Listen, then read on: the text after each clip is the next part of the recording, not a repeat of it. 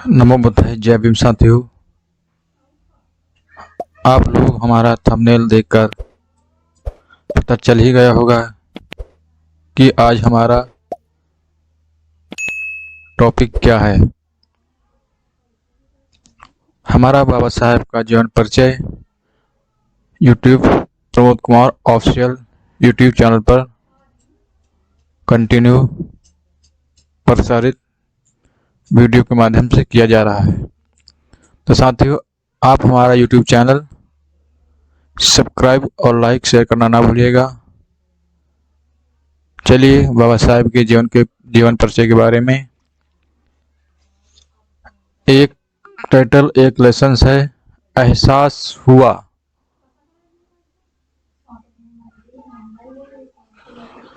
बाबा साहेब इस आगे लिखते हैं कि मेरे पिताजी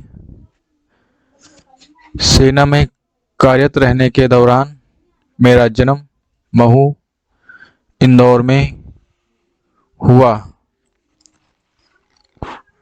वे सेना में सूबेदार थे। सेना की छावनी में रहने के कारण हमारा बाहर की दुनिया से संपर्क नहीं था, जिससे मुझे छुआछूत की कोई कल्पना नहीं थी।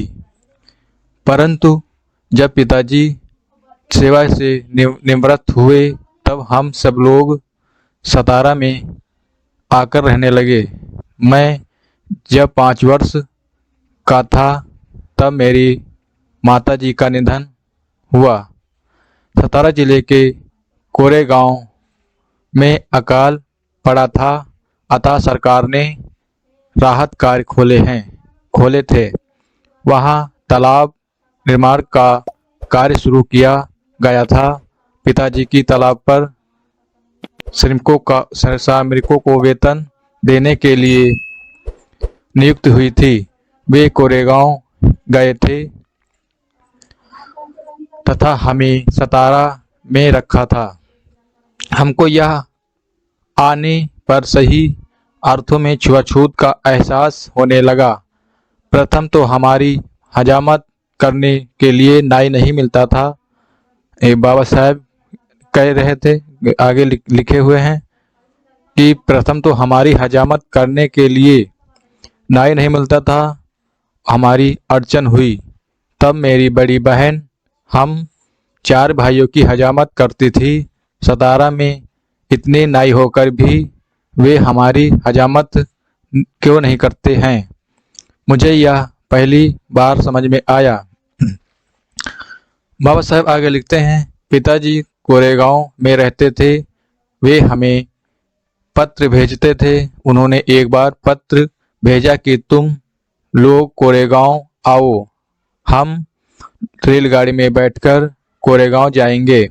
इसका मुझे बहुत आनंद हुआ। तब तक मैंने रेलगाड़ी नहीं देखी थी।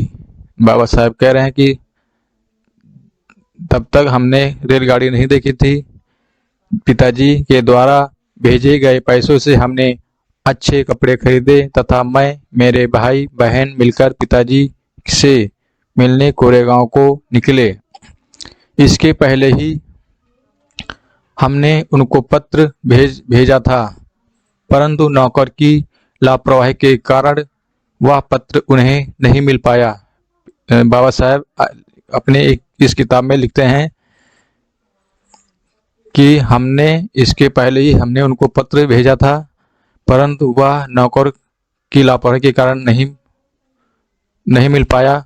हमने रेलगाड़ी से उतरकर नौकर की राह देखी, परंतु हमें निराशा हुई। मेरा पोशाक ब्राह्मण जैसा दिख रहा था। रेलगाड़ी जा चुकी थी। हम स्टेशन पर आधे घंटे से अधिक इंतजार कर रहे थे। स्टेशन पर हमारे सिवाय कोई नहीं था।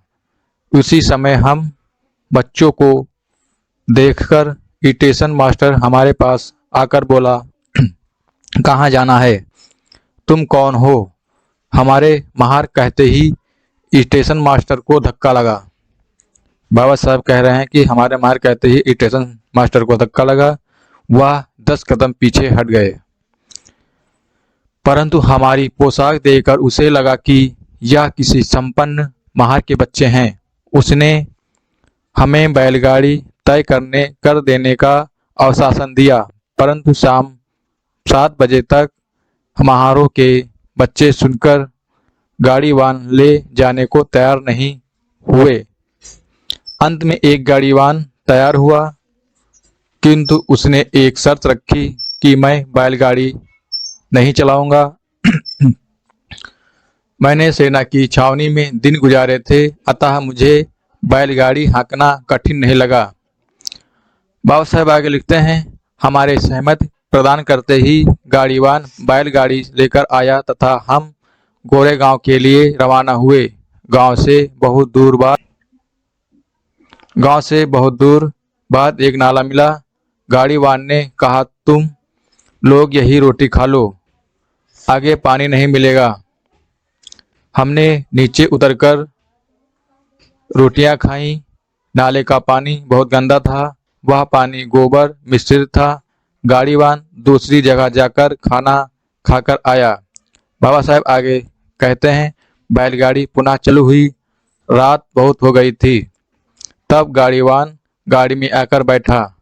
रास्ते से ना कोई दीपक दिखाई देता था और ना कोई आदमी। हमें बहुत रोना आया। किसी तरह रात के 12 बजे मन में अनेक विचार आ रहे थे। हमें लगा कि हम लोग कोरेगांव नहीं जा पाएंगे। इतने में टोल नाका आते ही हम गाड़ी से नीचे उतरे। बाबा साहेब आगे कहते हैं, रोटी खाने के लिए मैंने टोल नाके के आदमी से पूछा। मुझे रशियन भाषा आती थी, अतः उससे बातचीत में कठिनाई हुई नहीं, किंतु उसने बेरुखी से कहा, सामने के पहाड़ पर पानी मिलेगा। हमने किसी तरह टोल नाके पर रात गुजारी तथा दूसरे दिन दोपहर अधमरी अवस्था में बैलगाड़ी से कोरेगांव पहुंचे। बाबा साहेब बोल रहे हैं कि दूसरे दिन हम आधी रात को अधमरी अवस्था में गाड़ी से कोरेगांव पहुंचे। यह हमारे बाबा साहब का छठा किस्सा है, एहसास हुआ। जय भीम, नमो बुद्धाय। साथियों,